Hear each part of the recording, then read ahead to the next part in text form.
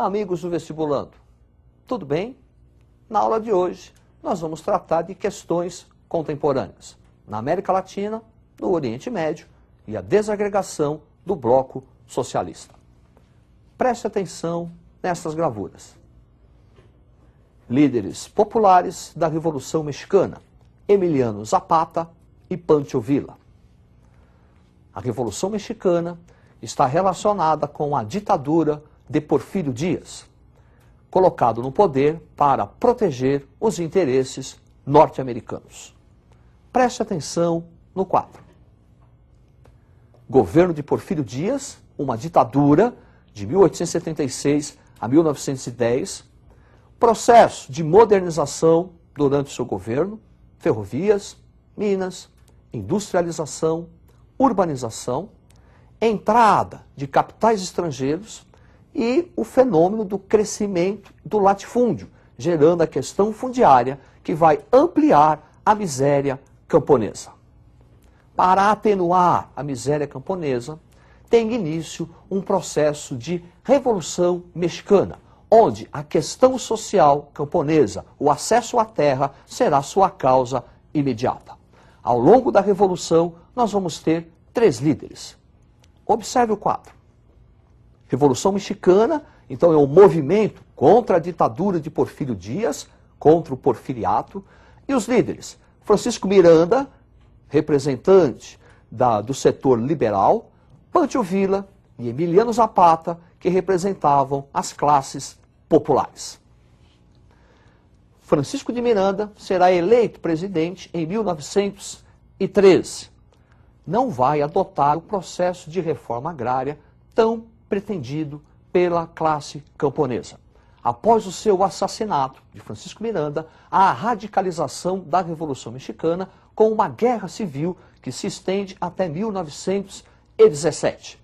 Durante a Guerra Civil, Emiliano Zapata, que comandava um exército camponês no sul do México, vai apresentar um plano de ação. Preste atenção no quadro. Plano de ação de Emiliano Zapata, plano de Ayala, que pretendia uma reforma agrária imediata para o México, confisco de terras que estavam sob o controle da Igreja Católica ou de grandes grupos internacionais e a criação de um banco de crédito agrícola para incentivar a produção camponesa.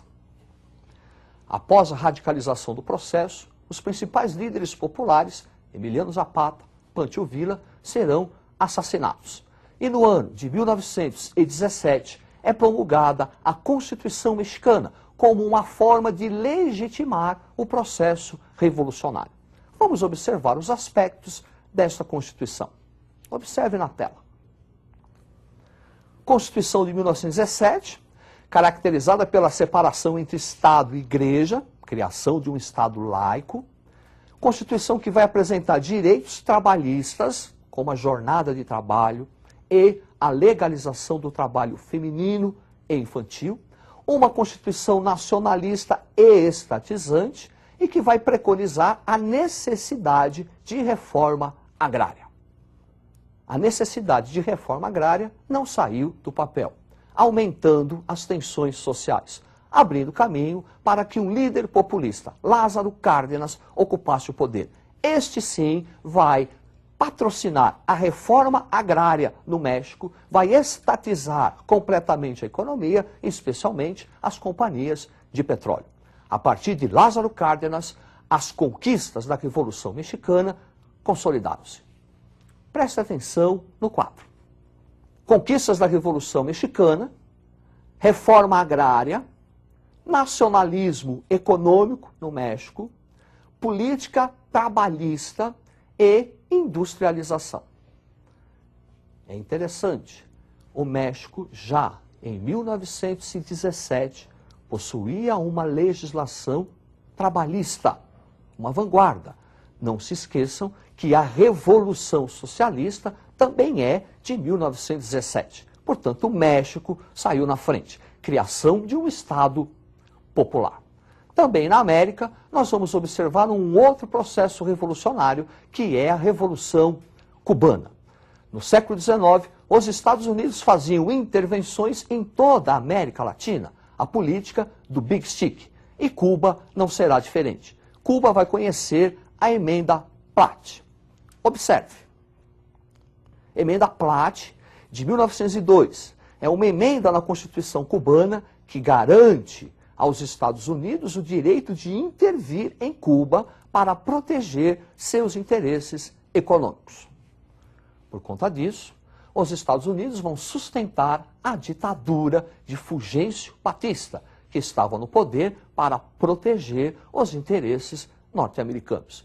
É contra a ditadura de Fulgêncio Batista que se forma um movimento revolucionário liderado pelos irmãos Castro, Fidel e Raul Castro e Ernesto Che Guevara. Presta atenção no quadro. Fidel e o socialismo. Então, reforma agrária em Cuba, estatização da economia, erradicação do analfabetismo e o tal do paredão, quando os opositores ao regime foram fuzilados. A partir da implantação do socialismo em Cuba, as relações entre Estados Unidos e Cuba serão bastante abaladas, ainda hoje. Tensões políticas envolvendo os dois governos. Preste atenção no quadro. Então, Revolução Cubana, 1959, choque com os Estados Unidos da América, expulsão de Cuba da Organização dos Estados Americanos, 1962, e a famosa crise dos mísseis em 1962 também. Choque com os Estados Unidos, como, por exemplo, o desembarque de exilados cubanos e mercenários na Baía dos Porcos, em 1961, para tentar destituir Fidel Castro. Também, 1962, a famosa crise dos mísseis, uma aproximação de Cuba, de Fidel Castro, com o governo da União Soviética. E a União Soviética pretendia construir rampas de lançamento de mísseis. Quase provocou uma guerra, uma terceira guerra mundial entre Estados Unidos e União Soviética. Vamos agora tratar de uma questão muito delicada, uma questão no Oriente Médio, uma área estratégica para a economia mundial e palco de tensões políticas e sociais. Preste atenção nesta gravura. A Paz de Washington, onde o representante de Israel, Rabin, aperta a mão do representante da Palestina, Arafat. Israelenses e árabes entram em conflito a partir de 1948 com a criação do Estado de Israel, que os árabes não aceitaram. Vão ocorrer 4 conflitos envolvendo árabes e israelenses.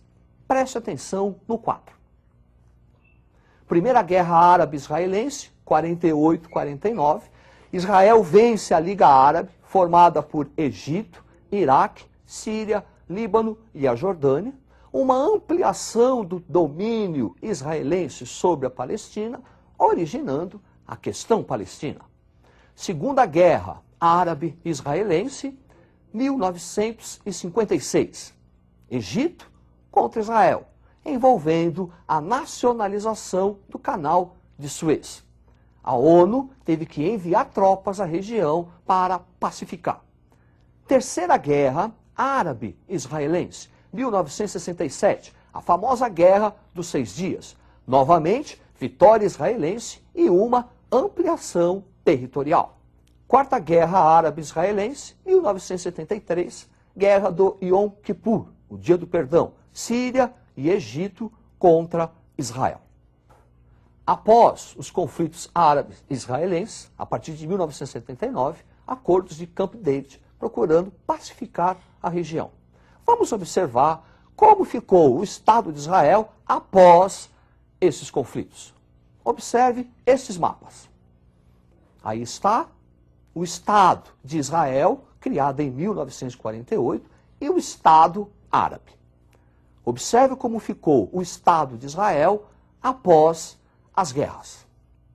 Houve uma ampliação.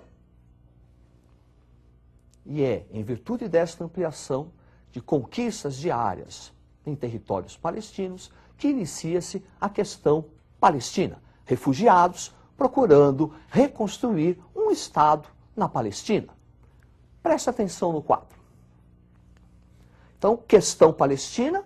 1964 é criada a Organização pela Libertação da Palestina, comandada por Yasser Arafat, onde refugiados lutam pela criação de um Estado palestino, exigindo a devolução dos territórios Cisjordânia e Gaza, ocupado durante as 4 guerras. E em 1987, início da Intifada, quer dizer, Guerra de Pedras, procurando conquistar e expulsar os israelenses dos territórios ocupados.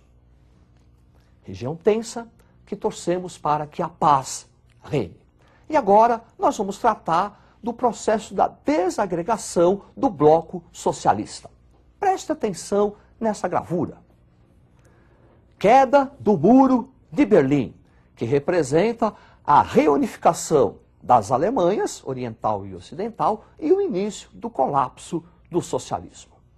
O colapso do socialismo está relacionado às reformas realizadas na União Soviética por Mikhail Gorbachev. Observe na tela. Governo Gorbachev, perestroika, reestruturação econômica, glasnost, transparência política. Essa reestruturação e transparência, segundo Mikhail Gorbachev, era para tornar o socialismo mais humano. Esse processo de abertura política e econômica reaviva sentimentos nacionalistas, provocando a desintegração da União Soviética e espalha um processo de democracia pelo leste europeu. Observe. Então, na Hungria, 1989, o multipartidarismo, fim do domínio do PC, Partido Comunista, e processos de privatizações. Polônia, 1989, ação do sindicato, solidariedade e reformas. Romênia, 89, revolta popular em Timisoara, que vai resultar no assassinato do líder e ditador Nicolau Ceausescu. Alemanha Oriental, queda do Muro de Berlim. E na Iugoslávia, guerra civil envolvendo lutas étnico-políticas. É isso aí. Agora, para você, meu amigo, minha amiga, que se preparou desde o começo do ano, estudou bastante, dedicou-se, fique muito calmo. Confie em você, confie em sua capacidade, que você vai realizar seus sonhos. É isso aí, tudo de bom e até a próxima.